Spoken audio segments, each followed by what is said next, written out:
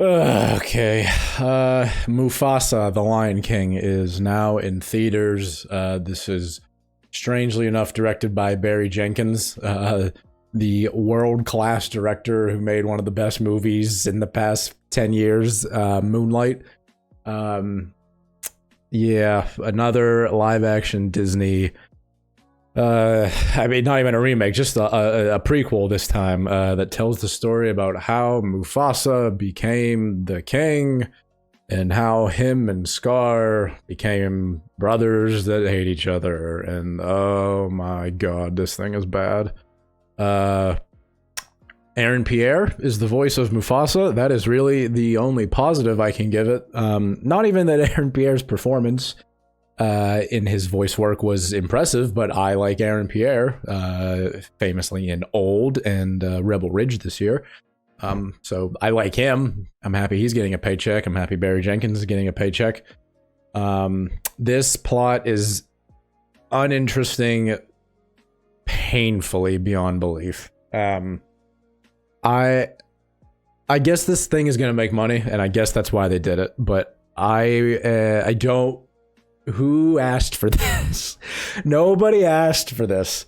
It's a totally useless movie. It does not justify its own existence. And I think that is a fair question to ask when you talk about these things like legacy sequels, legacy prequels or whatever, like Gladiator 2. Does Gladiator 2 justify its existence? I would kind of say no, but at least it was a good movie. This Mufasa does not justify its existence, and it's a terrible movie. I am not a fan of the live action Lion King from 2019. I think it looks stupid and bad. And are there upgrades, I guess, in like the technology in the live action, even though it's not live action? It's just not animated. I guess so. I guess it looks a little better than the Lion King does. That's not saying much though.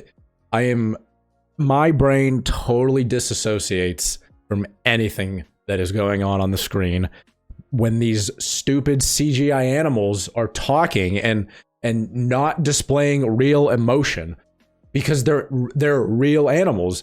Real animals don't have like huge smile, like lions and whatever. They don't have huge smiles and huge frowns and cry and be happy and stuff. Like, so every single line delivery is delivered with like a straight face, the face of an animal, and that is so boring. It's terrible. It's one of my problems with Wicked too. Is Peter Dinklage's voice is great, but him as a goat that expresses no emotion is bad and boring and stupid and weird, and I don't like it.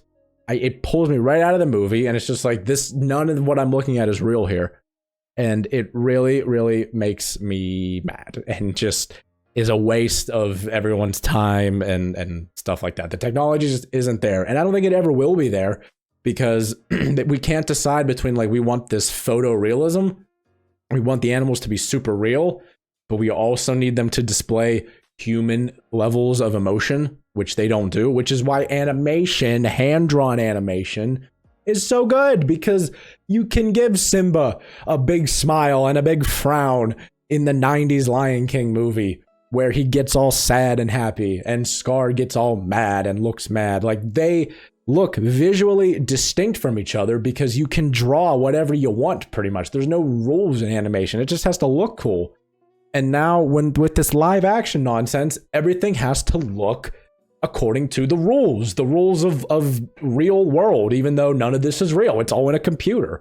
So right off the bat, it's visually uninteresting between Mufasa and Scar and any other lion that you see, because I'm just like, you can barely tell the difference between them. Also, Scar is not Scar. His name is Taka, and then he turns into Scar at the end or whatever. And also, I thought that they were saying his name was Tucker for the longest time, which made me laugh very hard that they would call someone Tucker and then change his name to Scar.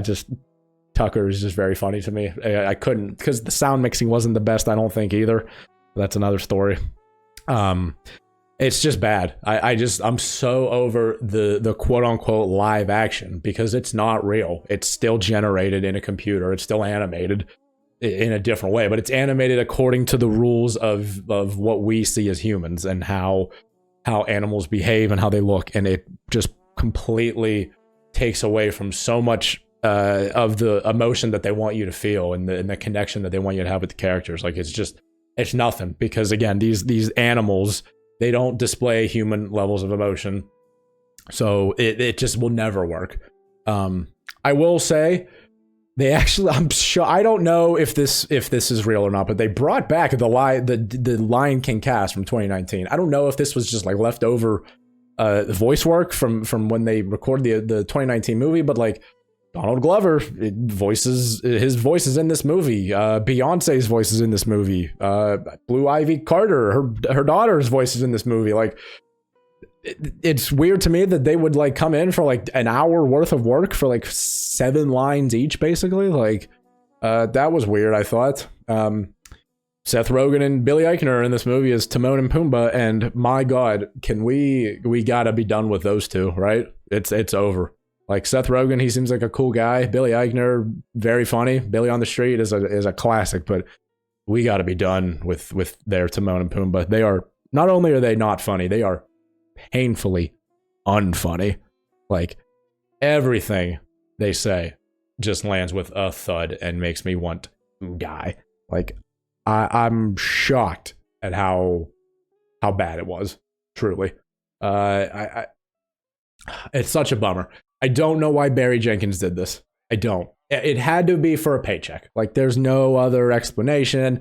This is what Disney says, hey, Barry, do this for us, and we'll give you $20 million to make your next movie. Like, this is the guy that made Moonlight, man. Moonlight is one of the best movies I've ever seen.